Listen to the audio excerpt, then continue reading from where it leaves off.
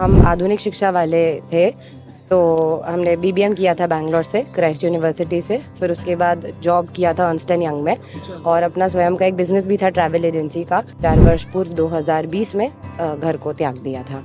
जब से बीजेपी सरकार आई, योगी मोदी जी आए, तभी से हम लोग गर्व से अपने को हिंदू कहने लगे।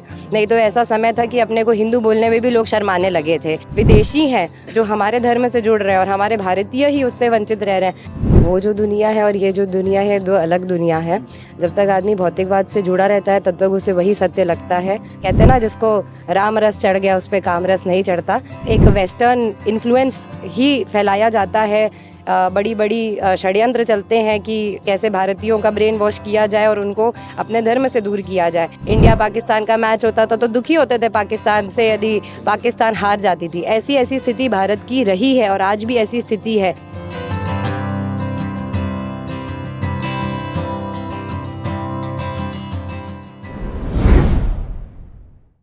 विष्णु महायज्ञ का युवा चेतना शिविर में आज समापन हुआ। 2 दिवसीय ये महायज्ञ था और इस महायज्ञ में तमाम ऐसे लोग आए जो धर्म से जुड़े हैं। अभी इस वक्त मेरे सामने एक ऐसे ही धर्म से जुड़ी हुई साध्वी नजर आ रही हैं।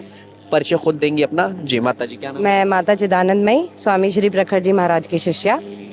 कहाँ से आना हुआ है आपका? हमारे पूज्य गुरुदेव द्वारा पीपीएम अस्पताल का संचालन होता है कुंभ मेले में। सेक्टर 19 में एकमात्र अस्पताल पूज्य गुरुदेव द्वारा ही स्थापित किया जाता है और बड़ी उच्च स्तरीय व्यवस्था रहती है। सभी सुविधाओं से युक्त निःशुल्क अस्पताल का संचालन होता है। उसमें operation theatre, ventilator, digital x-ray, pathology lab आदि आदि की व्यवस्था रहती है। और कुंभ मेले में जितने भी रोगी आते हैं अपने शिविर में अस्पताल को खोजते हुए, उन सभी को निःशुल्क सेवा दी जाती है। दवाइयाँ भी निःशुल्क ही वितरित की जाती हैं। तो हम उसी शिविर की व्यवस्था को देखते हैं पूज्य गुरुदेव की कृपा से। ये जी आपसे जानना चाहेंगे कि कब आपने ये रूप धारण किया, क्या उम्र रही होगी, कैसे आप साध्वी बनी, मन में कैसे ये विचार आया आपके? हमको 4 वर्ष हो गए हैं वैराग्य धारण किए हुए, और हम तो यही कहेंगे कि भगवती की कृपा होती है और आपके अनंत जन्मों के पुण्य जब एकत्रित होते हैं तभी आप भगवत प्राप्ति के मार्ग पर आगे बढ़ते हैं। तो केवल और केवल प्रारब्ध और भगवती की कृपा जो आज हम इस मनुष्य जीवन का लाभ ले पा रहे हैं। जी, तो आपने पढ़ाई वगैरह ड्रॉप करने के बाद में ये जीवन धारण किया है या फिर चल रही है? हम आधुनिक शिक्षा वाले थे, तो हमने बीबीएम किया था बैंगलोर से, क्राइस्ट यूनिवर्सिटी से। फिर उसके बाद जॉब किया था अर्न्स्ट एंड यंग में, और अपना स्वयं का एक बिजनेस भी था ट्रैवल एजेंसी का। और उसके बाद भगवती की कृपा हुई कि 4 वर्ष पूर्व 2020 में घर को त्याग दिया था। अचानक से मन में ये विचार कैसे आया, कैसे, किससे प्रेरित हुई आप? अचानक से तो नहीं आया। 2019 के कुंभ मेले में हमने अपना अस्पताल की ही व्यवस्था संभाली थी और साधु महात्माओं का जब सानिध्य प्राप्त किया, उनका प्रवचन सुना, तो कहते हैं ना कि सत्संग का प्रभाव होता है। तो उनके जो भी वचन थे उनको हृदयंगम किया, उसी प्रकार अपना आचरण भी परिवर्तित किया, और उसी का फल हुआ कि हमको भगवती की कृपा प्राप्त हुई और हम अपने जीवन का सदुपयोग कर पा रहे हैं। जो दुनिया आपकी पहले थी और ये जो दुनिया है आपकी, दोनों में कितना अंतर है? कैसा महसूस कर रही हैं उसमें और इसमें? वो जो दुनिया है और ये जो दुनिया है, दो अलग दुनिया है। जब तक आदमी भौतिकवाद से जुड़ा रहता है तब तक उसे वही सत्य लगता है, परंतु वो एक क्षणिक ही सुख देने वाला सत्य है जिसमें आदमी उलझा रह जाता है। परंतु ये जो आध्यात्म और जो भगवत शरण का जो सुख है, ये परम आनंद है। ये एक ऐसा आनंद है जो कभी समाप्त नहीं होता है, ऐसा सुख है जो कभी समाप्त नहीं होता है। तो जिसको कहते हैं ना, जिसको राम रस चढ़ गया उस पर काम रस नहीं चढ़ता, तो ये वो वाली स्थिति है जी। तो जीवन में आगे क्या सोचा है आपने, क्या विचार किया कि कथा वाचक बनना है या फिर कुछ और प्लान कर रहे हैं? नहीं जी, देखिए, हमने जो वैराग्य धारण किया वो यही उद्देश्य से कि हम अच्छे एक साधु संत बन सके।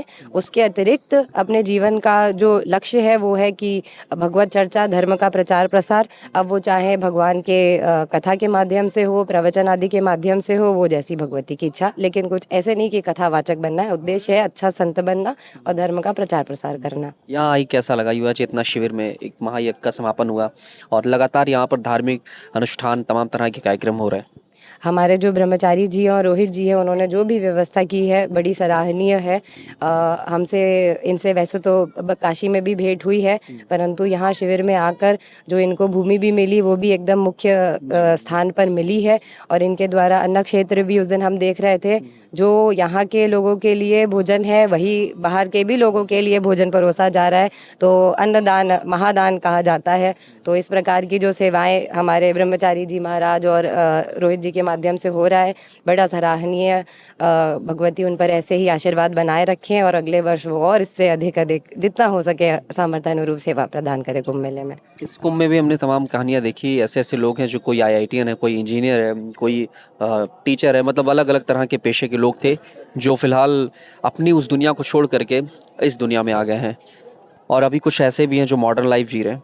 क्या कहेंगे, क्या मैसेज देना चाहेंगी जिस तरीके से लोग इस तरफ रुझान अपना बढ़ा रहे हैं, क्या वजह है? देखिए, रुझान इसे क्या कहेंगे, इसे ये कहेंगे कि एक अवेयरनेस हमारे यूथ के बीच में हो रही है। कहीं ना कहीं एक गैप रहा जहां हमारा एक पीढ़ी जो थी वो धर्म को समझ नहीं पाई या उनको वो सब संस्कार उस प्रकार से नहीं दिए गए। तो कुछ ऐसे लोग ही हुए जो संस्कारहीन हो गए, जो आधुनिकता से इतने लिप्त हो गए कि वो अपने घरों में अपने बच्चों को संस्कार नहीं दे पाए। ऐसे घरों में भ्रांतियां फैली हुई हैं कि रामायण महाभारत घरों में नहीं रखनी चाहिए, उससे लड़ाइयाँ होती हैं। और अगर आप महाभारत पढ़ेंगे तो उसमें केवल और केवल परिवार में कैसे आपसी प्रेम बने उसी की शिक्षा दी गई है। तो किस प्रकार से ये सब, ऐसे तो बोला जाता है कि एक वेस्टर्न इन्फ्लुएंस ही फैलाया जाता है, बड़ी बड़ी षड्यंत्र चलते हैं कि कैसे भारतीयों का ब्रेन वॉश किया जाए और उनको अपने धर्म से दूर किया जाए।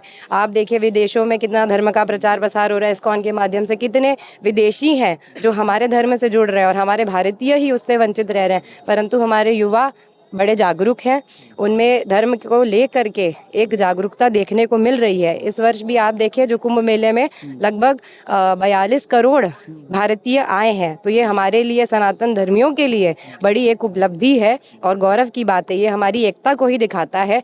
चाहे जितनी भी कठिनाइयाँ क्यों ना सामना करनी पड़ी हो, परंतु सभी के मन में एक श्रद्धा है।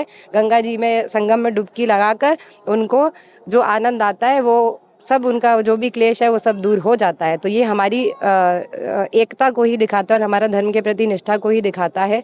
तो कोई कमी नहीं है, अवेयरनेस है, परंतु उसको धर्म के विषय में और उनको क्लैरिटी दी जाए, स्पष्टता दी जाए कि हमारा धर्म वास्तविक क्या है। लोग बोलते हैं कि राम जी भगवान कैसे हो गए और ये सब, उन्होंने जो आचरण प्रस्तुत किया है उसी से वो भगवान है। उन राम जी ने कभी नहीं कहा कि मैं भगवान हूँ, लेकिन उन्होंने वो आचरण प्रस्तुत किया जिससे उनको भगवान कहा जाएगा और क्या कहा जा सकता है। तो इसलिए उन्होंने जो हमारे भगवान अवतार भी लेते हैं वो इसीलिए लेते हैं कि मनुष्य अपना आचरण इस प्रकार से करे कि भगवान ने उससे जो विवेक बुद्धि दी है उससे धर्म के मार्ग पे लगकर जो परम लक्ष्य है भगवत प्राप्ति उस ओर बढ़े और उस लक्ष्य को प्राप्त करे।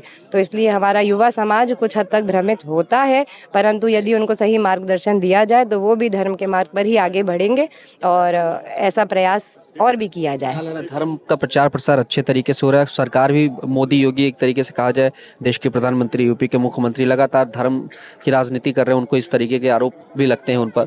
क्या लग रहा है कि धर्म का प्रचार प्रसार बेहतर तरीके से हो रहा है, लोग जग रहे हैं? देखिए, जब से बीजेपी सरकार आई, योगी मोदी जी आए, तभी से हम लोग गर्व से अपने को हिंदू कहने लगे। नहीं तो ऐसा समय था कि अपने को हिंदू बोलने में भी लोग शर्माने लगे थे। आज हम लोग जय श्री राम का नारा बड़े गर्व से लगाते हैं, भारत माता की जय बोलते हैं। नहीं तो कितने ऐसे लोग हैं, हम स्वयं आधुनिक शिक्षा से जुड़े हुए हैं, कितने ऐसे लोग हैं जो हम देखते थे कि इंडिया पाकिस्तान का मैच होता था तो दुखी होते थे पाकिस्तान से यदि पाकिस्तान हार जाती थी। ऐसी स्थिति भारत की रही है और आज भी ऐसी स्थिति है। ऐसे समय में यदि इस प्रकार के कोई हमारी सरकार काम करती है तो उसमें कोई बुराई नहीं है। हम हिंदुस्तानी है, हम सनातनियों का देश है, तो इसमें यदि हमारी सरकार हिंदुत्व का प्रचार प्रसार करती है, सनातन धर्म का प्रचार प्रसार करती है, तो उसमें कोई बुराई नहीं है। उसके लिए योगी जी, मोदी जी और जो भी सरकार ऐसा करती है सभी को धन्यवाद है। अच्छा, परिवार में कितने लोग हैं? क्या परिवार में अभी आना जाना होता है आपका? नहीं जी, परिवार से कोई संपर्क नहीं है। 4 साल पहले ही जब हमने घर छोड़ा, वैराग्य लिया, तो उनसे वहीं संपर्क टूट गया है, ना फ़ोन पे वार्ता आदि कुछ भी नहीं है। नहीं होता। मेरा परिवार जो मेरे गुरु भाई हैं वो हैं, मेरे माता पिता मेरे गुरुदेव हैं। तो क्या परिवार को पीड़ा नहीं होती मन में, वो तकलीफें जैसे? देखिए, जो गृहस्थ संसार में ही लौकिक, जैसे मैंने कहा कि उसी को सत्य मानते हैं, उससे ऊपर नहीं देख पाते हैं, तो वो उसी दुख और सुख में फंसे रहेंगे। तो उनको इस दृष्टिकोण से नहीं सोचना चाहिए, उनको यही सोचना चाहिए कि 21 पीढ़ियों का कल्याण हो जाता है जब किसी परिवार से एक साधु बनता है। तो ये उनके भी अनंत अनंत जन्मों का पुण्य होगा जो उनके परिवार में एक ऐसा वैरागी जन्मा है। तो दुख वुख तो देखिए क्षणिक है, हर मानव नहीं समझ सकता है सुख और दुख और भगवान की क्या इच्छा है। तो भगवान की इच्छा समझकर जो भी हुआ है उसको स्वीकार करना चाहिए और जीवन का आनंद लेना चाहिए। क्या उम्र रही होगी जब आपने ये अध्यात्म जीवन चुना? हम 27 वर्ष के थे जब हमने, हाँ जी, वैराग्य धारण किया। महाकुंभ का अनुभव कैसा रहा? कितने महीने पहले आप यहाँ पर आई? महाकुंभ का अनुभव बहुत अच्छा था। महाकुंभ प्रयागराज का मेला हर कोई उसकी प्रतीक्षा करता ही है। यहाँ की जो व्यवस्था रहती है, जो भूमि भी यहाँ पे गंगा जी जैसा रास्ता काटती हैं और बड़ा क्षेत्रफल रहता है। और यहाँ पे कितनी सारी संस्थाएं, इस बार तो कहते हैं कि मेला जो 25 किलोमीटर का होता था वो 50 किलोमीटर तक फैल गया है। तो ये बड़ी अच्छी बात है। परंतु जितनी अधिक से अधिक संस्थाएं होती चली जाती है, सब लोग जैसे सुनते हैं कि अलग अलग ट्रस्ट रजिस्ट्रेशन अपना कराते हैं संस्थान के रूप में और अन्न क्षेत्र आदि चलाते हैं, तो इस पे थोड़ा कुछ कंट्रोल किया जा सकता है। क्योंकि इतना मेला फैलना का मतलब है उतनी व्यवस्था भी अरेंज करना, जो कि संभव नहीं हो पाता है, काफ़ी कठिन कार्य है।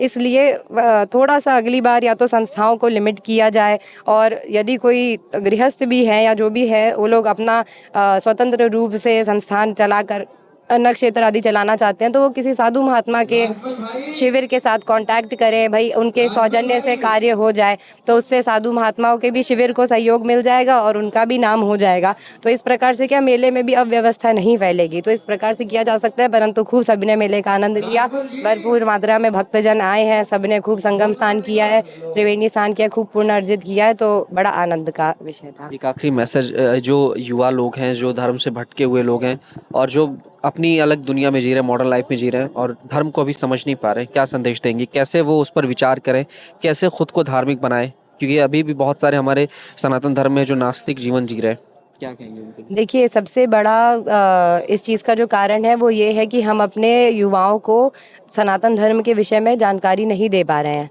कहीं ना कहीं वो जो कॉन्वेंट स्कूलों में पढ़ रहे हैं उसमें उनको रामायण, गीता जी आदि आदि की तो कोई चर्चा की नहीं जाती है, भगवत चर्चा तो की नहीं जाती है, उसमें उनको केवल आधुनिकता ही सिखाई जाती है।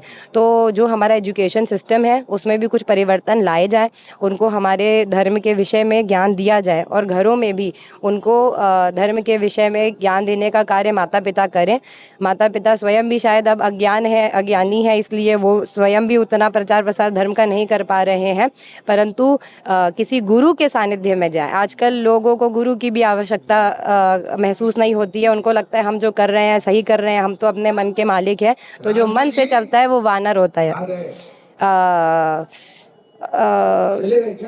मनैव यत्र गच्छन्ति तत्र गच्छन्ति वानराः कहते हैं कि जहाँ जो मन के हिसाब से चलता है वो बंदर होता है। तो हम बंदर ना बने, हम मनुष्य बने। मनुष्य के पास अपना स्वयं का विवेक होता है और धर्म ही मनुष्य को पशु से अलग करता है। तो हम समझे कि हम मनुष्य हैं, हम पशु नहीं हैं।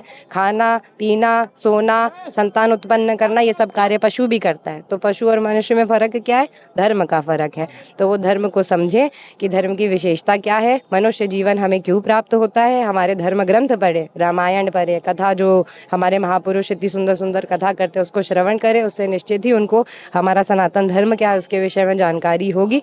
और कोई कठिन नहीं है, हमारा धर्म किसी को बांधता नहीं है। हमारा धर्म इतना सरल है कि आप जिस प्रकार से करना चाहेंगे उसके लिए एक विकल्प तैयार है। तो इसलिए साधु महात्मा की सन्निधि प्राप्त करें और धर्म ग्रंथों को पढ़ने का प्रयास करें, जिससे वो हमारे सनातन धर्म की व्यवस्था क्या है उसको समझ सकें और अपने जीवन के जो लाभ है उससे वंचित ना रहें, अंधकार में ना जिएं। बहुत बहुत धन्यवाद जी। ये थी हमारे साथ में एक ऐसी साध्वी जिन्होंने सारी दुनियादारी और पारिवारिक मोहमाया छोड़ करके साध्वी जीवन धारण कर लिया है। कैमरा पर्सन आशुतोष के साथ मैं विवेक।